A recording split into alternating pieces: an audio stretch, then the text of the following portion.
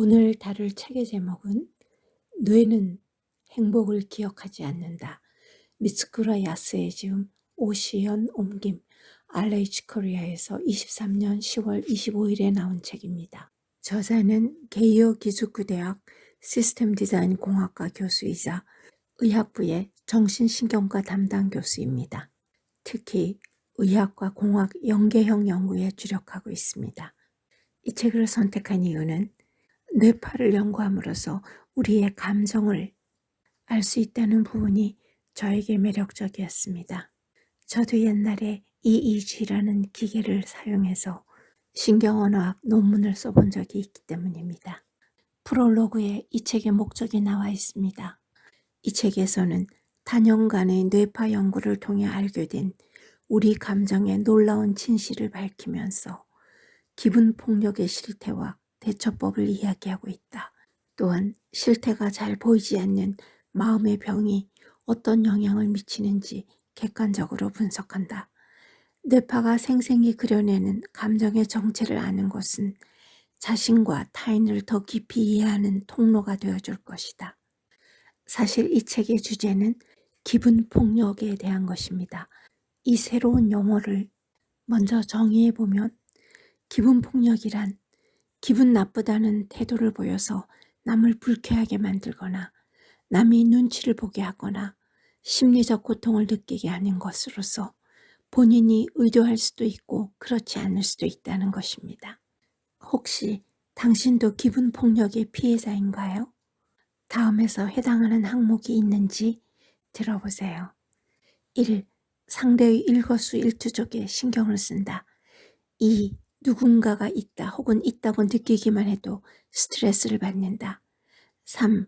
어쩌다 함께 있는 사람과 대화할 때 침묵이 찾아오면 어색해서 견딜 수 없다. 4. 가정과 직장의 암묵적인 규칙을 어기지 않도록 항상 조심한다. 5. 상대방의 눈치 좀 챙기라는 신호를 쉽게 알아차린다. 6.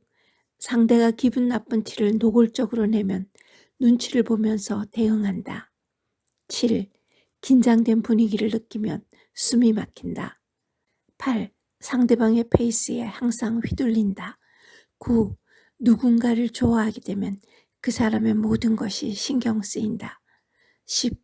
항상 마음이 편하지 않는 편이다. 11. 왠지 모르게 항상 위축되고 두렵다. 12. 자유가 없다고 느낀다. 13. 남이 혼나는 모습을 보면 나까지 불안해진다. 14. 주변의 분위기에 쉽게 휩쓸린다. 15. 이유를 알 수 없는 초조함과 답답함에 시달릴 때가 있다. 여기에서 하나라도 해당되면 기분 폭력의 피해자일 가능성이 있다고 합니다. 아니면 혹시 당신은 기분 폭력의 가해자인가요? 테스트 해볼 수 있습니다. 1. 내 뜻대로 되지 않으면 기분이 언짢다. 2. 나는 기분파다. 3. 자신이 주인공이 아니면 만족할 수 없다. 4. 남이 나에게 신경 써주지 않는다고 생각하면 섭섭한 마음이 든다. 5. 후회할수록 화가 난다. 6. 내가 기분 나빠해서 분위기가 안 좋아진 적이 있다. 7. 배려가 부족하다고 느낄 때가 많다. 8. 아무도 나를 알아주지 않는다고 생각할 때가 있다. 9. 집에서는 아무것도 신경 쓰고 싶지 않다. 10. 내가 짜증이 나면 주변 사람들이 눈치를 본다. 11. 직장 분위기가 별로 좋지 않은 것 같다. 12. 회의 중 의사소통이 원활하게 되지 않는다. 13. 배우자가 항상 짜증을 낸다. 14. 남의 소문을 내거나 험담을 자주 한다. 15. 푸념을 많이 한다. 16. 나는 집에서만 큰 소리 치는 편이다. 17. 배우자에게는 굳이 말로 표현하지 않아도 감정이 전달된다. 이 테스트에서 역시 하나라도 해당되면 기분 폭력의 가해자일 가능성이 있다고 합니다. 이 책은 5장으로 구성되어 있고요. 3가지 정도로 간추려서 전달하겠습니다. 첫 번째로 뇌파와 감정의 관계입니다. 뇌파를 측정하면 뇌가 정상적으로 작동하고 있음을 실시간으로 확인할 수 있다. 그런데 뇌가 작동한다는 것은 애초에 어떤 상태를 의미할까? 한마디로 뇌파의 정기적 신호 변화가 일어나는 상태를 말한다. 뇌에는 그물처럼 정교한 네트워크를 만들고 약한 전기 신호를 교환하는 수천억 개의 신경세포가 있다. 그런 뇌의 정기적 변화를 보여주는 것이 뇌파다. 우리 인간의 뇌파는 대체로 약 45Hz에 수렴한다. 헤르츠는 1초 동안 진동하는 횟수를 뜻하기 때문에 초당 45회 진동한다는 의미다. 주파수가 낮을수록 휴식과 숙면 상태에 들어가는 것이고 주파수가 높을수록 흥분된 상태다. 그러니까 뇌파에는 감정 상태가 나타난다는 뜻이다. 우리의 감정은 호르몬에 의해 좌우되기 때문에 호르몬의 변화가 결국 뇌파를 변화시킨다고 생각할 수 있다. 이 관계를 시각화한 것이 감성 분석기인데 30가지 이상의 감정을 객관적 수치로 실시간으로 나타낼 수 있다고 합니다. 뇌파를 분석한 결과 뇌의 습성이 있습니다. 우리의 뇌는 좋은 일에는 둔감하고 싫은 일에는 민감합니다. 그리고 혐오에 집착하고 편안함은 금방 잊어버립니다. 우리의 뇌는 잘 집중하지 못하고 사람의 흥미는 이리저리 옮겨 다닙니다. 그리고 행복한 순간에도 우리 뇌에서는 스트레스가 있습니다.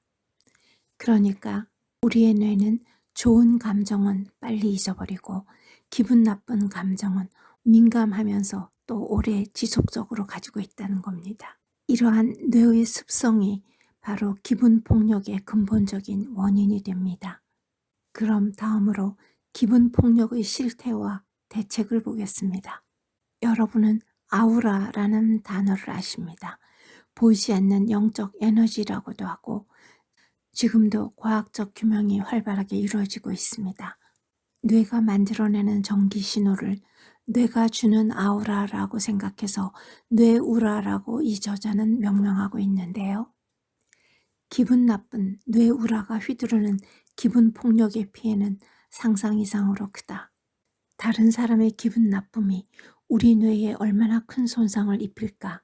타인의 스트레스가 주변 사람들에게 어느 정도 영향을 미치는지 알아보기 위해 전화로 장황하게 항의하는 사람 옆에 앉아있는 피실험자의 스트레스를 나타내는 뇌파를 측정한 결과 엄청나게 높았다. 100%에 도달한 적도 있을 정도다. 실험을 시작한 지 15분 후 피실험자를 다른 방으로 이동하게 했다. 기분 나쁜 뇌우라에서 물리적으로 거리를 두면 스트레스를 나타내는 뇌파가 진정될지도 모른다고 생각했기 때문이다. 하지만 안타깝게도 현실은 그렇게 만만하지 않았다. 스트레스를 나타내는 뇌파가 진정된 것은 원래 있던 방에서 나가는 순간뿐이었고 이내 다시 강하게 발생했다. 이것이 한번 생기면 좀처럼 사라지지 않는 부정적인 감정의 집요함일 것이다. 아마 항의 전화를 걸었던 사람은 자신의 기분 나쁜 뇌우라가 옆자리에 있는 사람에게 이렇게 심각한 피해를 주었으리라고는 상상하지 못했을 것이다.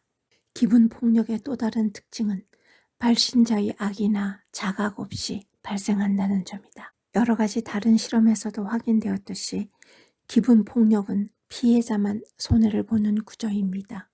기분 폭력의 피해를 줄이는 가장 손쉬운 방법은 기분 나쁜 뇌우라를 발산하는 사람과 물리적으로 거리를 두는 것이다.